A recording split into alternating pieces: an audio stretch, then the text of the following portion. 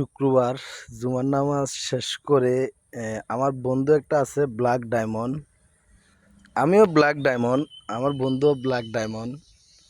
তো আমরা এই গত সপ্তাহে একটা প্রস্তুতি নিছিলাম যে আজকে জুমার দিনে আমরা ছুটির পরে কি ছুটি নাই, আমি একটা বেসরকারি কোম্পানিতে চাকরি করি, ছুটি নাই।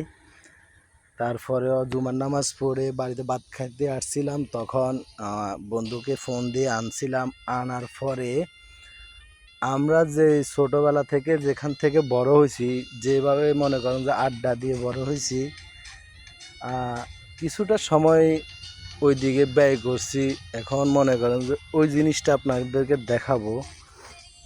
তারপরে আমরা এই এখন আমের সিজন, বাড়িতে এত বেশি আম ধরে নাই আমাদের গাছে, বন্ধুর গাছ নাই, তো সামান্য পরিমাণ কিছু আম আনছি, দুজনে খেয়ে আড্ডা দিমু। এরপরে আমি বাড়ি চলে যাব, বাড়ি যাওয়ার পরে হের বাড়ি চলে যাব, আমি আমার বাড়িতে চলে যাব। তো এই কিছুক্ষণ বন্ধুকে সময় দিছে বা বন্ধু আমাকে সময় দিছে, এরকম একটা যে অনুভূতি ফিল করতেছি। আমার বন্ধু একটা আছে প্রবাসে, নাম পারভেজ, ওকে খুব মিস করতেছি।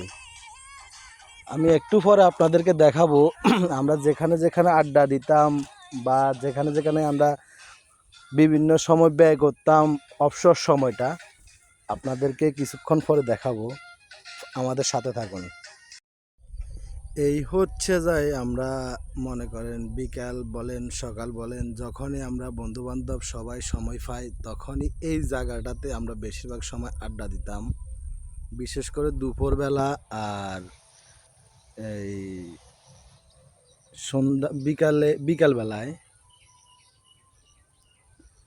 আর এই যে দেখতে পাচ্ছেন, আপনাদেরকে যদি একটু দেখাই, এই যে দেখতে পাচ্ছেন একটা পুকুর, হ্যাঁ, এখানে আমাদের অনেক স্মৃতি আছে বন্ধু বান্ধব সবার।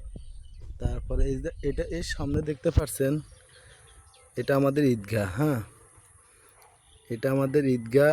প্রত্যেক এই রোজার ঈদে, কোরবানি ঈদে আমরা এখানে সবাই একসাথে হয়ে নামাজ পড়ি। লাগালিস এটা লাগাবো কি আর, এই যে আম কাটতেছি আমরা।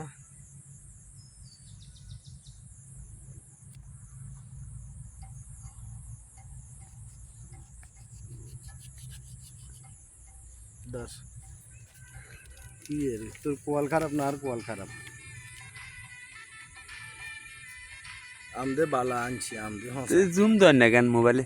না হ্যাঁ, না কিনলে একটা দেওয়া একটা দেওয়া না।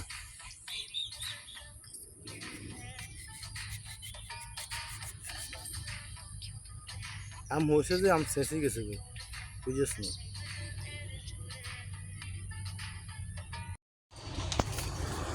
এই হচ্ছে আমাদের সেই বড় ঈদগাহ। ঠিক আছে, আল্লাহ হাফেজ, যাবে কেন আমলারই না।